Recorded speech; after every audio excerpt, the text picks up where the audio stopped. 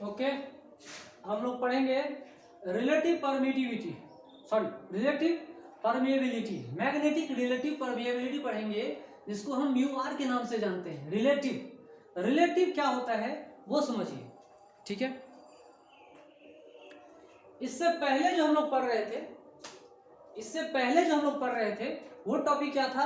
Absolute magnetic permeability हम लोग पढ़ रहे थे।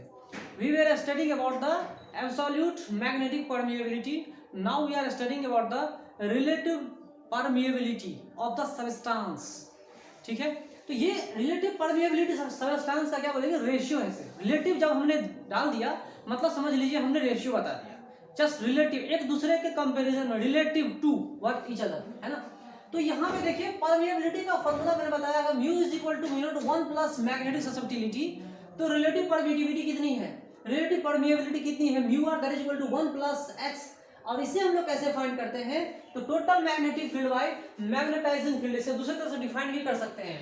It is just the ratio of total magnetic field by magnetising field. ये जो रेशियो है टोटल मैग्नेटिक फील्ड और मैग्नेटाइजिंग फील्ड, उसी रेशियो को हम लोग रिलेटिव मैग्नेटिक परमिएबिलिटी कहते हैं, इसी रेशियो को।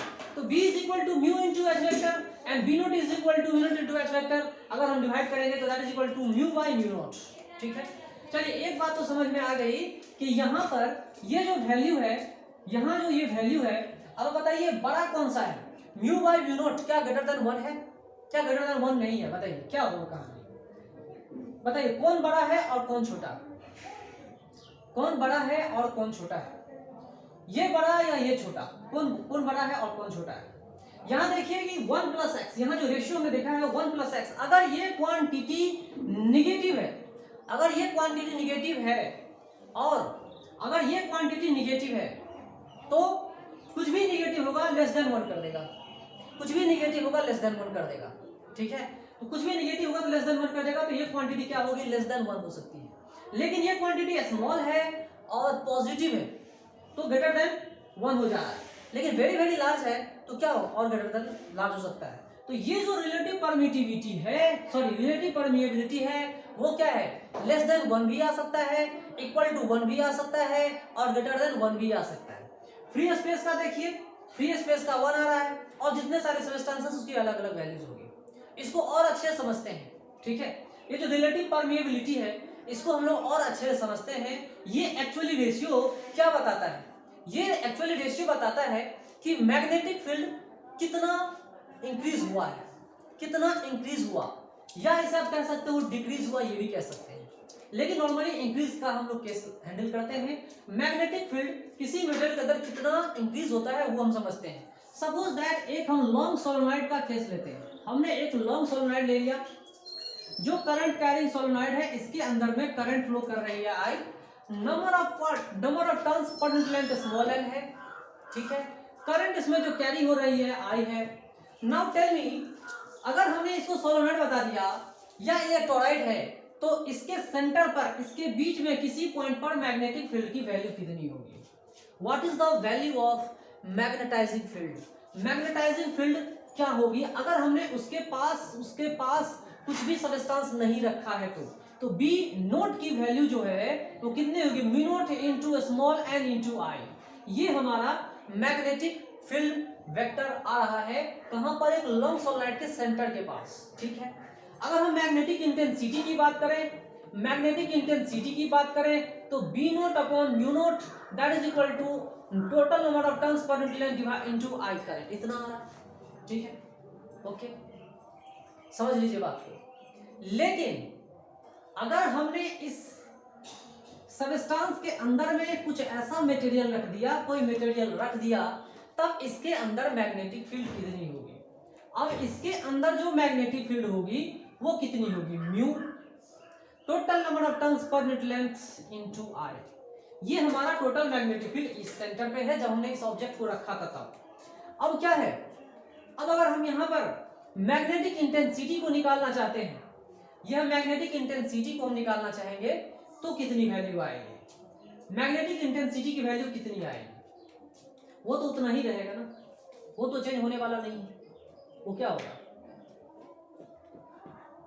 चलिए हमने इतना लिखा, कोई दिक्कत नहीं। लेकिन जब हम रेशियो जब हम रेशियो निकालते हैं, ठीक है, तो रेशियो जब निकालेंगे तो क्या बता रहा है रेशियो, क्या अब जो है टोटल है मैग्नेटिक फील्ड आ रहा है, ये क्या है टोटल मैग्नेटिक फील्ड है, it is total magnetic field note the previous magnetic field. जब ये सबस्टेंस नहीं था इसके एब्सेंस में मैग्नेटिक फील्ड कितनी थी, mu naught into number of turns per unit length into current है।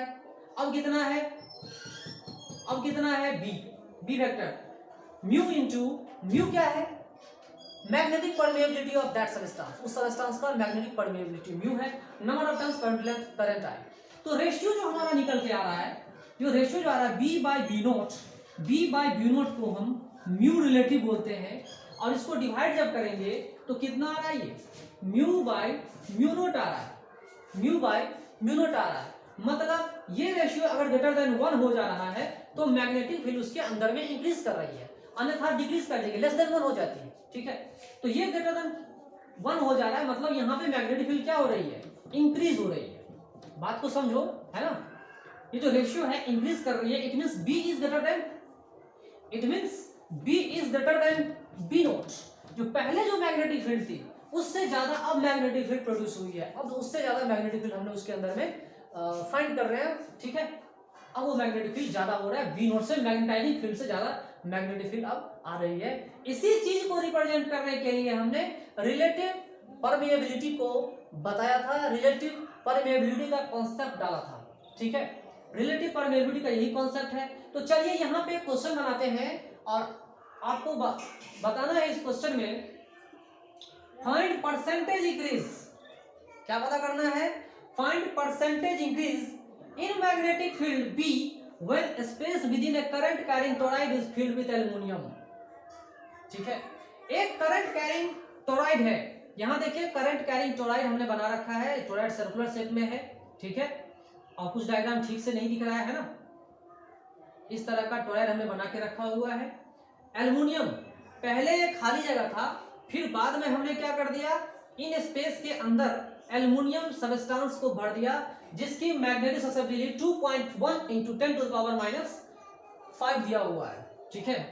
तो आपको बताना क्या है, आपको बताना है percentage increase in magnetic field, percentage increase, magnetic field increase करेगा अगर वो सबस्टेंस उस तरह का है। तो एल्युमिनियम कैसा सबस्टेंस है वो आप जान सकते हैं कि एल्युमिनियम ऐसी सबस्टेंस है, अगर हम उसको अगर हमने उसको मैग्नेटाइज करने की कोशिश की तो एल्युमिनियम के अंदर मैग्नेटिक फील्ड, एल्युमिनियम के अंदर जो मैग्नेटिक फील्ड होगी वो मैग्नेटाइजिंग फील्ड से ज्यादा हो जाएगी, ठीक है। तो कितनी ज्यादा होगी वो आपको बताना है, इसका सॉल्यूशन आपको बताना है। 1 मिनट का वीडियो पॉज करो या 1.5 मिनट का, 2 मिनट का वीडियो पॉज करके देखो, 5 मिनट भी ले सकते हो, कोई दिक्कत नहीं है। क्वेश्चन को सॉल्व करके देखो, क्वेश्चन है काफी आसान, ठीक है, क्वेश्चन है काफी आसान, उसे आपको सॉल्व करना है, ठीक है। आप सॉल्व करके बताइए, 1 मिनट का टाइम दे रहा हूं मैं।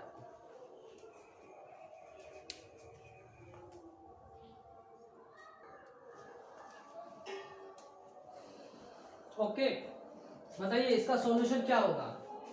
जब देखिए हमने टोरॉइड के अंदर में एल्युमिनियम नहीं डाला था तब मैग्नेटिक फील्ड की वैल्यू कितनी थी, that was equal to B naught, magnetising field के जैसा था। मैग्नेटिक फील्ड कितनी थी, mu naught into number of turns per unit length into current I. इसको हम लोग क्या लिख सकते हैं, म्यू नोट इनटू एच, ठीक है, कोई दिक्कत नहीं है। लेकिन जैसे हमने एल्युमिनियम भर दिया, उस जगह में हमने एल्युमिनियम रख दिया, तो अब magnetic field, total magnetic field inside aluminium कितनी हो जाएगी भाई, म्यू इनटू कितनी होगी, अब म्यू इनटू क्या होगा, एच वेक्टर, ठीक है, कितनी होगी, म्यू इनटू एच वेक्टर। और ये म्यू क्या है, म्यू है मैग्नेटिक परमिएबिलिटी ऑफ एल्युमिनियम, तो हम उसको लिख सकते हैं mu naught 1 plus magnetic susceptibility into H, ठीक है। अब आप देख सकता है कौन क्वांटिटी ज्यादा है, बड़ा मैग्नेटाइजिंग फील्ड बड़ा है, टोटल मैग्नेटिक फील्ड बड़ी है, कौन ज्यादा फील्ड बड़ा है, तो सबस्टेंस के ऊपर भी डिपेंड करता है। ये मैग्नेटिक ससेप्टिबिलिटी देख लीजिए पॉजिटिव क्वांटिटी है, ये बात अलग है कि बहुत बहुत स्मॉलर है, लेकिन पॉजिटिव क्वांटिटी है। पॉजिटिव क्वांटिटी होने की वजह से ये क्वांटिटी ग्रेटर देन 1 हो रहा है, और ग्रेटर देन 1 होने की वजह से ये मैग्नेटिक फील्ड मैग्नेटाइजिंग फील्ड से ज्यादा हो रही है। तो इंक्रीज कितनी होगी, इंक्रीज कितनी है इसमें, इंक्रीज इन मैग्नेटिक फील्ड जो आ रही है वो कितना है, B minus B naught B minus mu naught, इसमें से म्यू नॉट इंटू एच घटा देते हैं तो कितना आ रहा है भाई, mu naught x into H आ रहा है। ठीक है, ये तो इंक्रीज हुआ, लेकिन अगर हमने बी से इसको डिवाइड कर दिया, बी नॉट से डिवाइड कर दिया तो ये रिलेटिव इंक्रीज हो गया। बी नॉट से डिवाइड कर दिया तो रिलेटिव इंक्रीज हो गया, mu naught into H relative increase हो गया। ठीक है, लेकिन अगर हमने इसी को 100 से मल्टीप्लाई कर दिया, अगर हमने इसी को 100 से मल्टीप्लाई कर दिया तो ये परसेंटेज इंक्रीज है।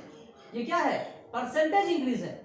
तो x इंटू 100, x कितनी है भाई, x कितनी है, तो यहां लिखेंगे 2.1 10 to the power minus 5 into 10 to the power 2, कितना आ रहा है 2.1 into 10 to the power minus 3। This is the percentage increase in magnetic field when a current carrying toroid is filled with aluminum। जब एक करंट कैरिंग टोराइड जो है aluminium से fill किया जाता है तो मैग्नेटिक फील्ड एल्युमिनियम के अंदर बढ़ती है। कितना परसेंटेज बढ़ा, तो मैं बता दिया 100 में इतना बढ़ा है, 100 में इतना बढ़ रहा है। This is the percentage increase. और परसेंटेज इंक्रीज मतलब समझ रहे हैं कितना होगा, अगर हम इसको लिखना भी चाहेंगे तो ये कितनी आएगी 0.0021 ऐसा करके आएगा, है ना। जो कुछ भी आएगा आप देख सकते हैं इस चीज को, है ना, कोई दिक्कत नहीं है। ये जो है percentage increase. Okay, thank you.